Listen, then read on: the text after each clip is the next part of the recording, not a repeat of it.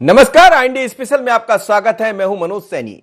सियासत में अरुण, बीते एक सप्ताह से देखें तो अरुण यादव सियासत में बने हुए हैं।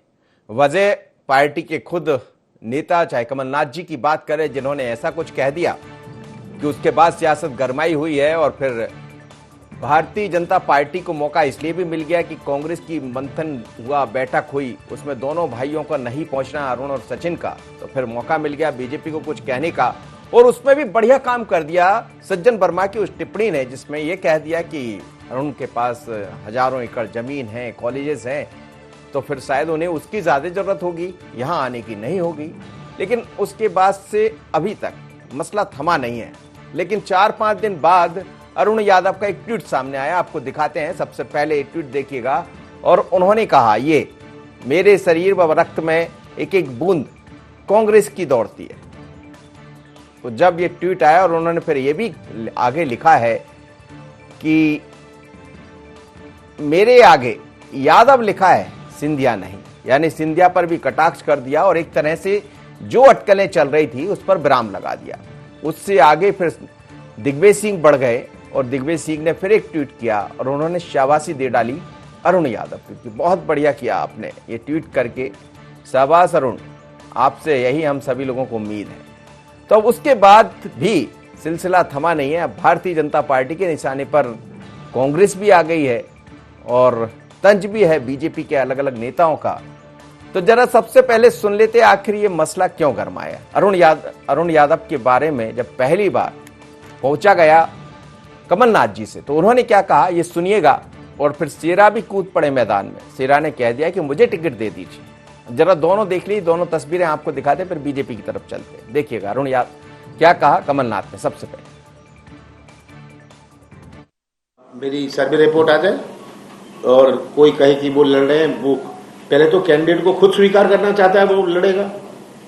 अरुण यादव ने मुझे अभी तक तो नहीं कहा वो लड़ना चाहते हैं। सर्वे आ रहा है, सर्वे नहीं आया, नहीं तो मैं अभी बैठे बैठे यह नाम घोषित कर देता। इसको बहुत अच्छे से जानते हो क्योंकि आप में असीम क्षमता है हर मामले में।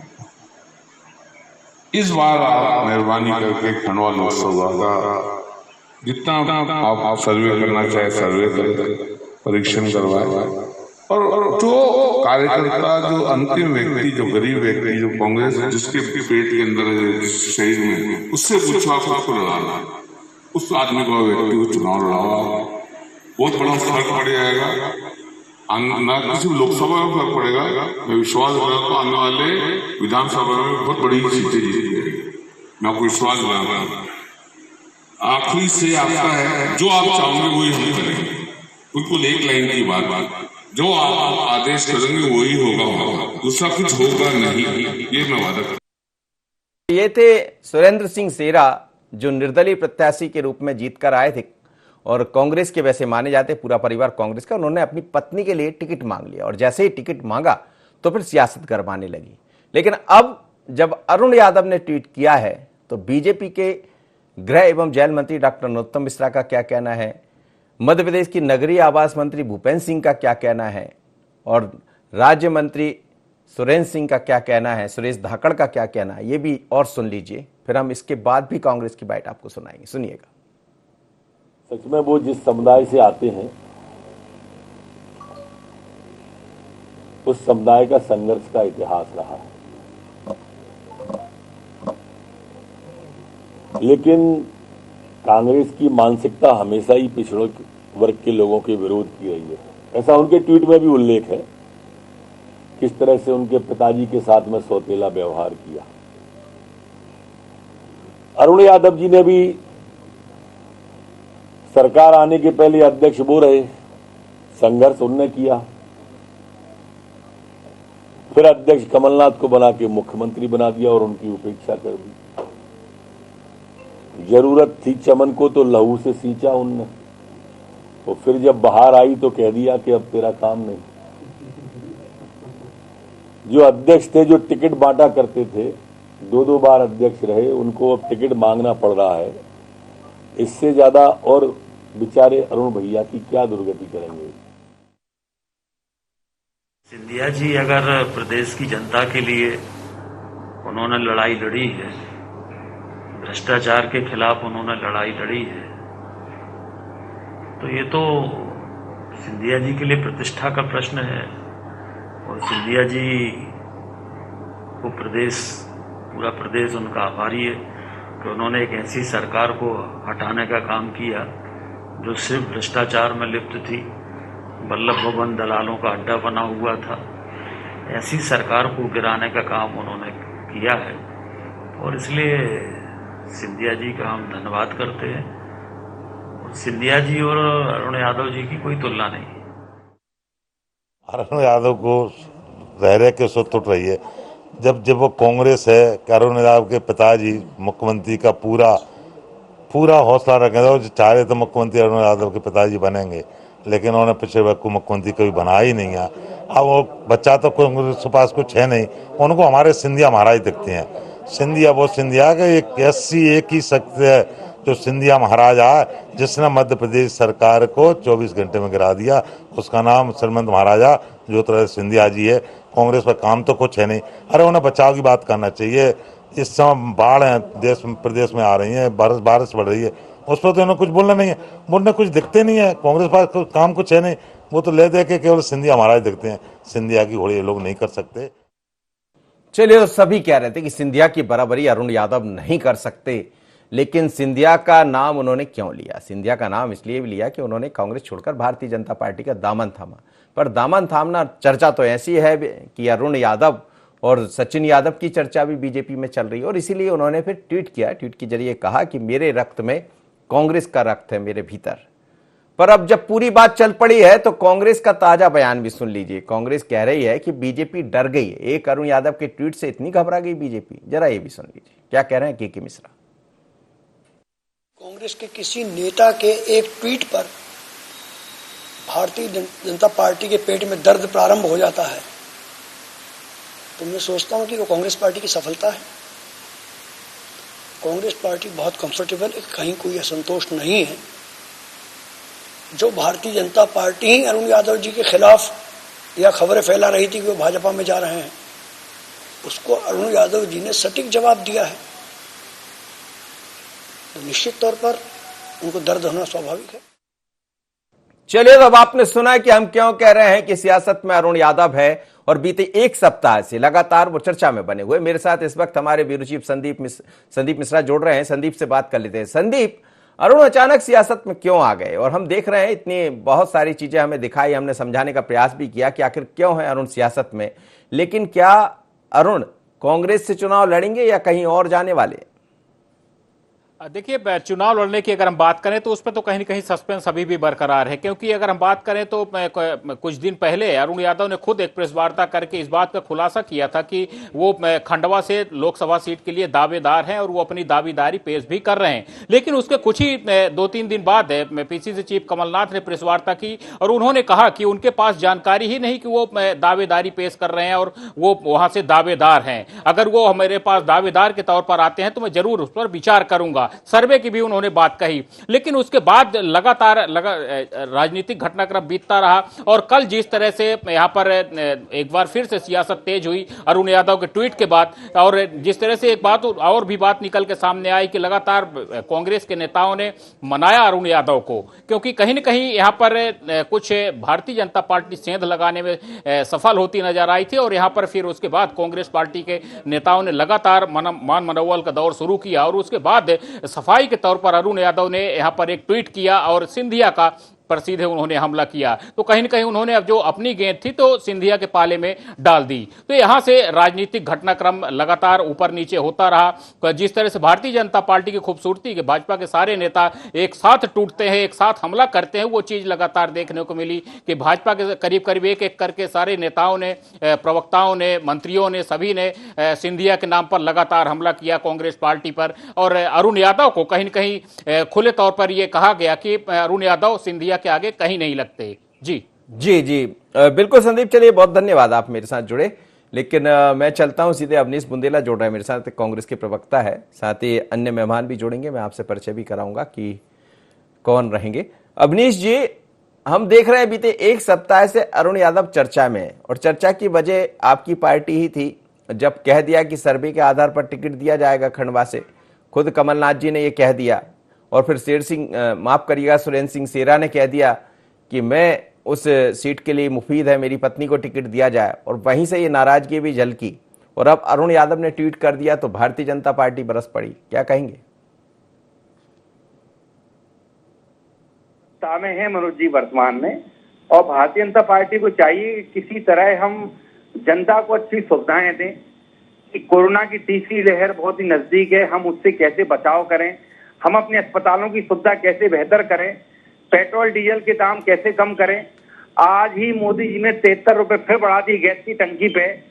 वो नेहरू जी का भाषण खुल लिया शायद उनने, वो विश्वास सारंग जिसके बारे में कह रहे थे। तो भाजपा वाले इन सब बातों पर ध्यान नहीं देती है। मतलब अगर अरुण यादव जी ने ट्वीट कर दिया, या शेरा साहब ने कुछ कह दिया, या किसी अन्य नेता ने कुछ कह दिया, तो ये उनके लिए बड़ा महत्वपूर्ण बन जाता है। एक दिन पहले की बात करूं मनोज जी, शुक्रवार की, तो शुक्रवार के दिन नरोत्तम मिश्रा, बीडी शर्मा, आपके और वो अरविंद भदौरिया और भी कई सारे नेता अरुण यादव जी के बारे में कह रहे थे वो बहुत अच्छे हैं, सज्जन हैं।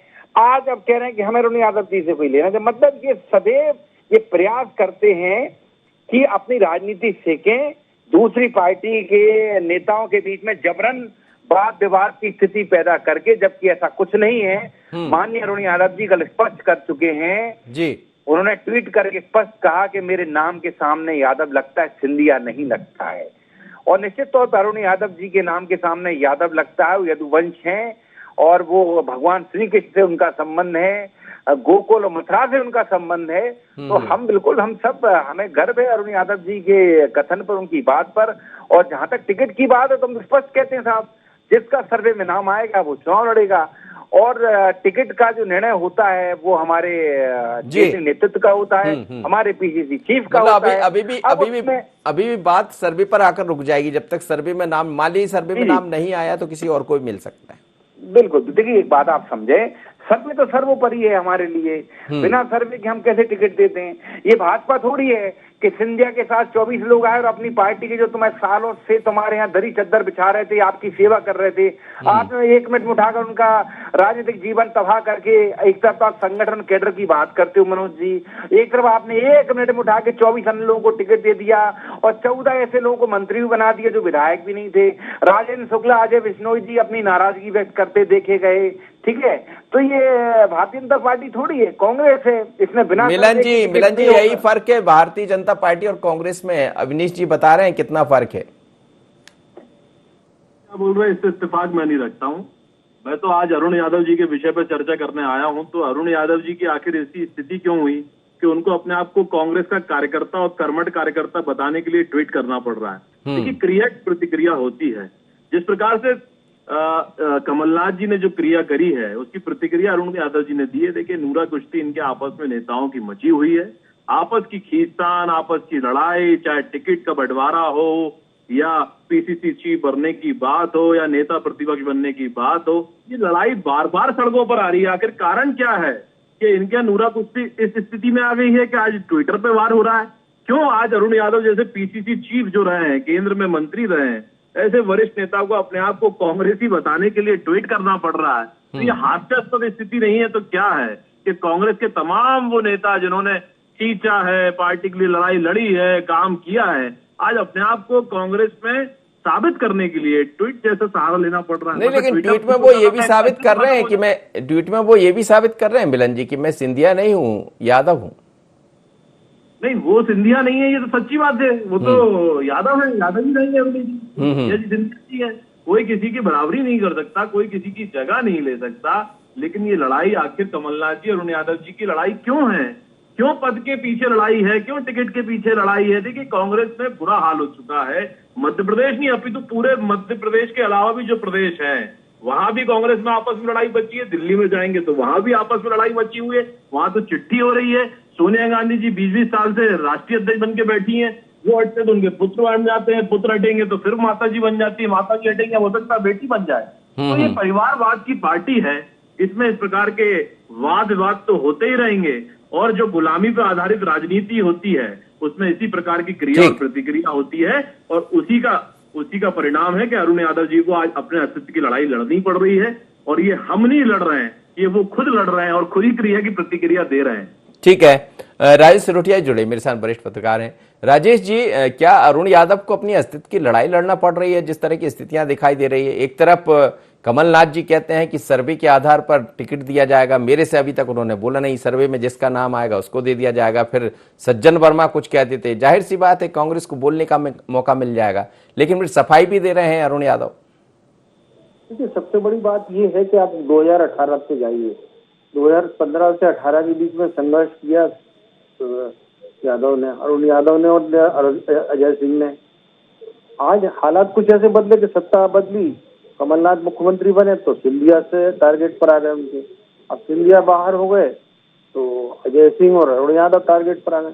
आप ये बताइए कि जब विधानसभा चुनाव में शिवराज सिंह चौहान के खिलाफ अरुण यादव को लड़ाने का निर्णय लिया था तो वो कौन सी सर्वे के आधार पर लिया था? उनको जाके वहाँ बकरे की तरह बांध दिया था वहाँ। तो ये लगातार ये कोशिशें हो रही हैं, जो अपने क्षेत्र में जैसे वो सांसद रह चुके, मंत्री बन चुके हैं, उस क्षेत्र में अगर वो तैयारी कर रहे हैं तो उसको सर्वे की बात कर रहे हैं। सबसे बड़ी जो चीज हुई थी वो हुई थी, सुरेंद्र सिंह सेरा जो है वो अपनी वाइफ के टिकट के लिए कमलनाथ से मिले। उसके बाद जो है अरुण यादव की थोड़ी जो है तलखी तेवर में दिखाई दिए थे। और जैसे ये बातें आगे जब पढ़ना शुरू हुई, हो सकता है कि कमलनाथ ने कोई एश्योरेंस कर दिया हो, तो अब आने वाले समय में पता चलेगा कि क्या करते क्या है। लेकिन ये बात सही है कि दोनों नेता जो है अपने आप को उपेक्षित महसूस कर रहे हैं कमलनाथ के सामने। जी बिल्कुल। अजय सिंह तो चुनाव ही हार गए थे, आपने देखा था। और ये जो है उनको चढ़ाने के लिए और उनके सबसे बड़े प्रतिद्वंदी राजेश सिंह चतुर्वेदी को रीवा का प्रभारी बनाया गया। बाद में भले ही निर्णय ले लिया, लेकिन अल्टीमेटली उकसाने वाली राजनीति तो हो रही है ना। नहीं, अरुण यादव के साथ हो रहा है जी नहीं, लेकिन अरुण यादव सचिन यादव बैठक में नहीं गए थे, ये भी एक रणनीति का हिस्सा ही रहा होगा। भले कांग्रेस मना करे, भाई दोनों का नहीं जाना सवाल तो खड़े करता है। नहीं, निश्चित रूप से करता है सवाल। तो वो यादव बंधुओं में नाराजगी तो है और इसको कोई इनकार नहीं कर सकता, लेकिन वो कांग्रेस में हैं और रहेंगे। इस बात से भी उन्होंने साफ कर दिया है कि वो कांग्रेस में रहेंगे, जो अटकलों को खारिज किया है। तो हो सकता है कि उसको टिकट का एश्योरेंस मिल गया हो। अवनीश जी, लेकिन अपना अस्तित्व बताना पड़ रहा है, ऐसा मिलन जी कह रहे हैं अरुण जी को, जबकि अरुण तो उनके पिताजी कांग्रेस में रहे हैं, बड़े पदों पर रहे हैं, बड़ी जिम्मेदारी निभाई है। और फिर ऐसे में यदि अरुण यादव को, भले उन्होंने सिंधिया से अपने आप की तुलना की हो, पर ये तुलना ये भी बताती है कि उनको रक्त की बात करना पड़ेगी कि मेरा रक्त कांग्रेस का है, तो कहीं ना कहीं अपने अस्तित्व की तरफ भी इशारा कर रहा है। पहले तो मैं सबसे पहले मेरे मित्र भाई मेरे मिलन भार्गव जी बहुत दिन बाद मेरे साथ बैठे हैं, चर्चा कर रहे हैं। और हमारे सिरोटिया जी हैं तो निश्चित बुंदेलखंड के होंगे। इन दोनों के लिए मैं एक शेर अर्ज करना चाहूंगा मनोज जी। करिएगा। ठीक है, कि वो कत्ल भी करते हैं तो आवाज नहीं होती और हम आहा भी भरते हैं तो बदनाम हो जाते हैं। मतलब कांग्रेस के अंदर क्या हो रहा है क्या नहीं हो रहा उससे कोई फर्क नहीं पड़ता, देश की अर्थव्यवस्था, महंगाई, पेट्रोल पर या सब चीजों पर, लेकिन वो सुर्खियां बनती हैं और भाजपा के नेता बड़े चटकारे लेके बात करते हैं। अपनी जो इनके ब्यूटी पार्लर मंत्री नरोत्तम मिश्रा जी हैं, कभी अपने विभाग की बात नहीं करते, कितना क्राइम, बलात्कार, शराब पे, जहरीली शराब पीने लोग, लेकिन हाँ अरुण यादव जी के ऊपर बयान देते हैं। यही काम अरविंद भदौरिया जी ने किया था, तमाम नेताओं ने किया। तो इसलिए शायद अरुण यादव जी को सफाई देना पड़ी। देखिए, राजनीति में प्रतिक्रिया क्रिया होती है। अगर इन्होंने अरुण यादव जी का नाम लिया है, बीडी शर्मा जी ने कहा है कि वो निश्चित तौर पर अरुण यादव जी एक इतने अच्छे व्यक्तित्व के नेता हैं कि वो सबको आकर्षित करते हैं। लेकिन मैं कहता हूं कि भाजपा के लोग क्यों उधार की जिंदगी जीते हैं। और सबसे बड़ी बात, आज ही भाजपा के एक बड़े नेता, पूर्व मंत्री और शायद विधायक भी हैं, प्रहलाद पटेल के भाई ने खुद अपनी सरकार को कटघरे में खड़ा किया है। ठीक है, उसके ऊपर कुछ बात कह दिया करो। आपके अभी कुछ दिन पहले ही विश्वास सारंग जी ने इस तरह के बयान दिए थे कि पूरे देश में टोल हो रहे हैं नेहरू जी वाले बयान पे। इसलिए तो हम कह रहे हैं नेहरू जी इनको आके, मतलब नेहरू जी इतने पावरफुल हैं कि इस 75 साल बाद आके भी इनको परेशान कर रहे हैं। उसके ऊपर कुछ बोल दिया करो। उमा भारती बार बार सरकार पर सवाल खड़े करती हैं, चाहे आप अजय बिश्नोई को ले लें, इनके ऊपर कभी जवाब तो दे सरकार। लेकिन राजेश जी ने एक बात अच्छी कही है कि सर्वे यदि आपका आधार होता है तो फिर बुधनी में कौन सा सर्वे कह रहा था कि अरुण यादव को पहुंचा दिया जाए। चाहिए कि बुधनी हुआ या राधोगढ़ हुआ, ये इस तरह की जगह है जहां पर पहले से पता रहता है कि चुनाव का नतीजा क्या होना है। राधोगढ़ में भी आपको याद होगा दिग्विजय सिंह जी के खिलाफ शिवराज जी लड़ने गए थे 2003 में और हारे थे। पहले दिन से मालूम था, शिवराज जी ने खुद कहा था, हार जीत का मुझे पता था। उस समय शिवराज जी ना तो प्रदेश अध्यक्ष थे ना मुख्यमंत्री थे। तो देखिए ये बात बुधनी में हमें मालूम कि शिवराज जी स्थानीय नेता हैं, बड़ा मुश्किल होता है, लेकिन फिर भी चुनाव को रोचक बनाने के लिए, कार्यकर्ताओं का मनोबल ऊंचा करने के लिए सिरोटिया साहब इसलिए इस तरह के बड़े नाम को भेजा जाता है। ये हर जगह होता है। मोदी जी के खिलाफ नहीं, वो एक कहावत तो ये भी है कि जिसको निपटाना रहता है, मतलब राजनीतिक भाषा में ऐसा कहते हैं, मैं नहीं कह रहा हूं कि जिसको निपटाना है उसको ऐसी जगह पहुंचा दीजिए तो कम से कम। और उसके बाद से हम देख भी रहे हैं, अरुण यादव जी को भी देख रहे हैं। नहीं तो अरुण यादव जी भी समझदार हैं, अपना अच्छा बुरा समझते हैं। पार्टी का निर्णय था, उनने मान किया। आपको याद होगा भोजपुर से अजय सिंह जी एक बार सुंदरलाल पटवा के खिलाफ भी लड़े थे, हार गए थे, लेकिन हारने के बाद भी उनकी जो एक राजनीति की शुरुआत थी वो बड़ी अच्छी रही थी। तो देखिए इस अगर हम इस चीज के ऊपर चर्चा करें, और इसमें मैं यही निवेदन करूंगा सिरोटिया जी से कि थोड़ा शिवराज जी का भी नाम ले लेंगे। शिवराज जी राधोगढ़ जाके लड़े थे, 17,000 से हार गए थे। उसके बारे में क्या, उनके साथ भी वही हुआ होगा, उसमें कौन सी दिक्कत। उस समय उनके साथ भी यही चर्चा थी जो अरुण यादव के साथ चर्चा हुई थी कि शायद शिवराज जी को उस समय निपटाने की राजनीति थी, ऐसा कहा जाता था उस दौर में। जी इसलिए तो हमने दोनों लोगों को शेयर अर्ज किया है कि कांग्रेस में जब भी कुछ होता है तो उसके लिए बड़ी चर्चा होती है, हम डिबेटें करते हैं, लेकिन भाजपा में इतना कुछ घटित हो जाता है कि कई सारे वाद विवाद हो जाते हैं, मारपीट हो जाती, लट्ठम लट्ठा हो जाता है। आपके गृह मंत्री कहते हैं कि हम तो अपने जयचंदों के कारण हारे हैं, उधर आप देखें तो जयंत मलैया वाला। चलिए मिलन जी जवाब दीजिएगा। देखिए अवनीश भाई बहुत झूठ बहुत अच्छी तरीके से सलीके के साथ रख रहे हैं ना। भारतीय जनता पार्टी में लट्ठम लट्ठा देखा होगा, लेकिन कांग्रेस कार्यालय में आपने तलवारें चलती भी देखी होंगी, कुर्सी तोड़ते हुए भी देखी जाती हैं, और हर चुनाव में होता है ये, एक बार नहीं बार बार। कांग्रेस में किस प्रकार का अनुशासनहीनता होती है बताने की मुझे आवश्यकता नहीं है। देखिए पहली बात, देखिए जिस प्रकार की लड़ाई अरुण यादव जी अपने अस्तित्व की लड़ रहे हैं, उसी प्रकार की लड़ाई कमलनाथ जी भी स्वयं लड़ रहे हैं। आज कमलनाथ जी पीसीसी चीफ होकर अपने जिला अध्यक्षों की नियुक्ति नहीं कर पा रहे हैं। दिल्ली से केंद्र से ऑर्डर आते हैं, जिला अध्यक्ष बदल दिए जाते हैं रातों रात। महिला कांग्रेस की अध्यक्ष भी नियुक्त होती है तो एआईसीसी करता है। तो कमलनाथ जी के पास काम आखिर क्या है? देखिए अस्तित्व की लड़ाई कांग्रेस का हर नेता लड़ रहा है। आप व्यक्तिगत किसी से बात करेंगे तो दिग्विजय सिंह जी का भी दर्द झलक जाएगा, और बार बार अजय सिंह जी का भी दर्द आ जाता है बाहर सामने। ये वही लड़ाई है जो अस्तित्व की आपस में गुत्थम गुत्था हो रही है, नूरा कुश्ती मची हुई है, और हम पर इल्जाम लगा रहे हैं। आखिर कारण साहब अपने नेताओं को समझाइए कि ट्विटर वार ना करें। नहीं लेकिन मिलन जी आपस में क्रिया और प्रतिक्रिया आप करें और बीच में भारतीय जनता पार्टी को कोसें, तो ये तो आपकी अपनी कमी खामियों को छुपाने का एक छोटा सा तरीका। नहीं लेकिन अरुण यादव के लिए भी द्वार खुले हैं क्या? नहीं अरुण यादव जी क्या है, भारतीय जनता पार्टी में तो तमाम लोगों के द्वार खुले, कोई भी आए हमारे विचारधारा को स्वीकार करके यदि भारतीय जनता पार्टी के झंडे को उठाकर काम करना चाहता है तो सबका स्वागत है, सबका विकास है, आइए स्वागत है। देश के विकास में यदि आप अपनी भागीदारी सुनिश्चित करना चाहते हैं, भारतीय जनता पार्टी के साथ आना चाहते हैं, आइए ना। लेकिन भारतीय जनता पार्टी के विचारों को स्वीकार करना पड़ेगा, भारतीय जनता पार्टी की कार्यशैली के आधार पर काम करना होगा, ये भी तय करना होता है। चलिए राजेश सिरोटिया जी, क्या ये लग रहा है कि जिस तरह की सियासत बीते एक हफ्ते से गहराई है मध्य प्रदेश में, चाहे बीजेपी की बात करें या कांग्रेस की, आगामी दिनों में जो भी उपचुनाव होने हैं या फिर 2023 की हम भी बात कर लें, ये जो सब दिखाई दे रहा है ये इस तरफ इशारा तो कर रहा है कि राजनीति बहुत अलग है इस समय मध्य प्रदेश की, और गरमाई भी है, और उसके साथ ये भी नजर आ रहा है कि कोई किसी से कम नहीं है।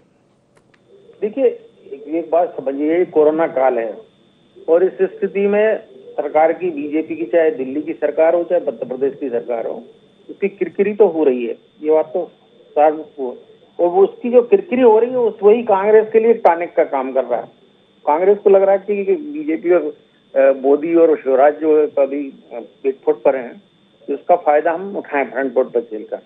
लेकिन समस्या वही है कि कमलनाथ की जो राजनीति करने का टेम्परामेंट है, कमलनाथ जी जिस इस तरह के नेता है नेशनल जी वो स्टेट की पॉलिटिक्स में वो टेम्परामेंट अपना एडजस्ट नहीं कर पा रहा उस टेम्परामेंट के बाद। ये सबसे बड़ी समस्या है, क्योंकि उनकी वर्किंग स्टाइल सब कोई कारपोरेट स्टाइल की सबका। जी और प्रदेश की राजनीति कुछ अलग तरह चलती है। चलिए सर, आप बिल्कुल सही कह रहे हैं कि मध्य प्रदेश की सियासत अलग है और कमलनाथ जी की सियासत कुछ अलग है करने की, क्योंकि वो लगातार केंद्र में कई पदों पर रहे। आप सभी मेहमानों का बहुत बहुत धन्यवाद, आप मेरे साथ जुड़े। लेकिन मध्य प्रदेश में इस समय अरुण यादव सियासत में बने हुए। चर्चा उनके भीतर से शुरू हुई, कांग्रेस के भीतर से, और वो बीजेपी तक जा पहुंची। पर ये सियासत थमेगी कैसे? क्या अरुण यादव ने जो लिखा है या जिस तरह से विराम लगा दिया ये कहकर कि वो यादव है, सिंधिया नहीं, कटाक्ष भी है उसमें, तो क्या ये आगे चलकर भी दिखाई देगा या वास्तव में कुछ और चल रहा? क्योंकि सर्वे के बाद क्या होगा? कांग्रेस तो कह रही है कि सर्वे के आधार पर टिकट मिलेगा। मान लीजिए सर्वे में अरुण नहीं रहे तो क्या फिर भी ऐसा ट्वीट करते रहेंगे? निगाहें बनी रहेगी इस पर। सियासत में अरुण, मुझे इतना ही, मुझे दीजिए इजाजत। बने रहिए N24 पर।